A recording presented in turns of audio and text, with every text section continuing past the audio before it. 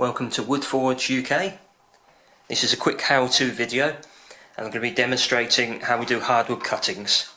So you'd use this for any kind of evergreen or deciduous tree or shrub that you want to propagate. In this case we've got some cornice or dogwood. I'm going to show you how we prep these. You normally do this end of autumn and throughout the winter for hardwood cuttings.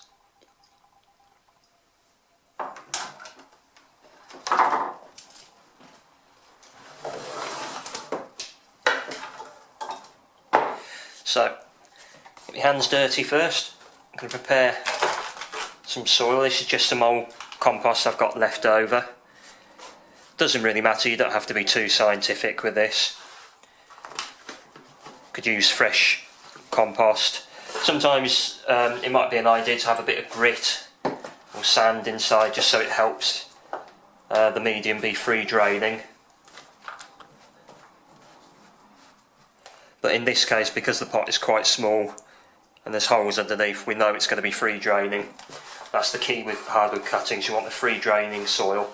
You can do it outside in a trench or a prepared sort of cuttings bed. Got an area of a veg patch or something like that. Anywhere you like, as long as it's free draining, you can do cuttings. Let's wash my hands.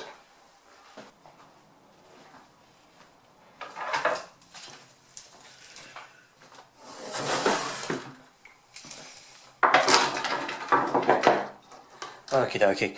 Right, this has been cut today, so it's quite fresh.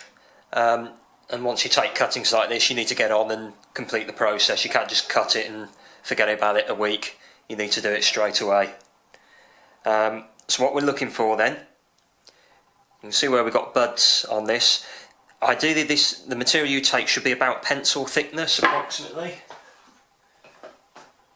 like so. Just to give you a rough idea.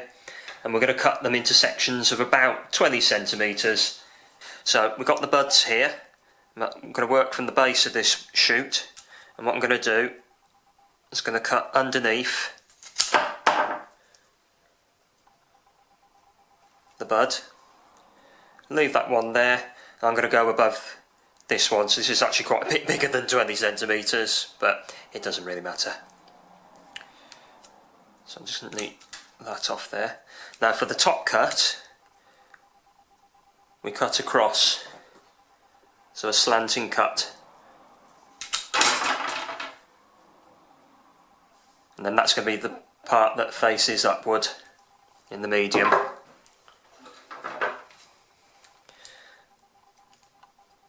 So again, I'm going to take that off on this one.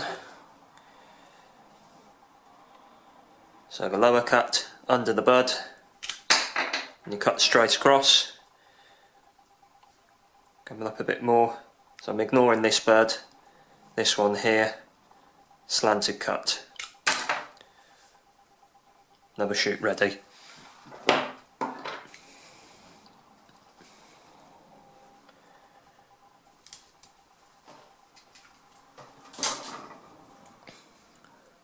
So another one, starting from the base,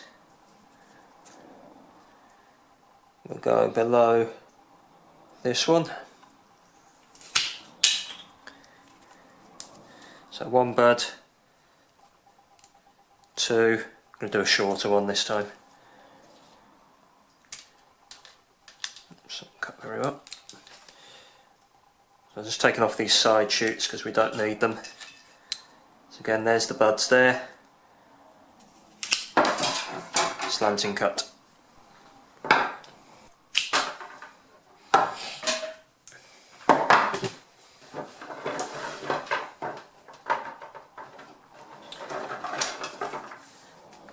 Okay, so another good reason for having the base cut flat and the top one pointed is then when you have a load of debris on your table, you can easily see which are the cuttings from the debris.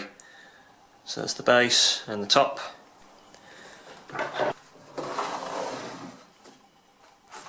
So we've got the soil ready. So the base cut, push them right down. Simple as that. Next one. So you notice I'm putting them on around the edge of the pot.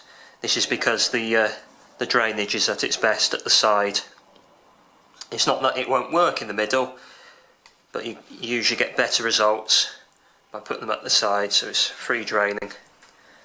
And then what we do is we put these in, not direct sun, somewhere in the garden where they're not going to get too dry, but obviously you want the rain to reach them, but you don't want them waterlogged.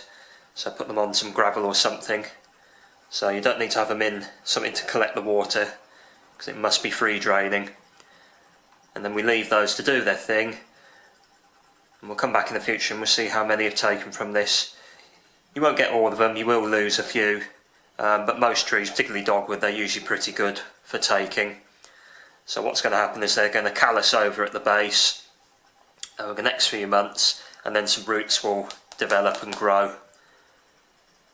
In about 3 or 4 months' time I'll have a look at them, pop them on or plant them out. So hardwood cuttings, easy as that.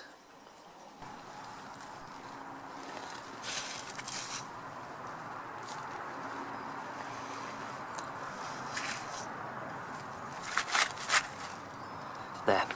So this is a good corner of the garden where they're not going to dry out from direct sunlight and the rain will be able to reach them.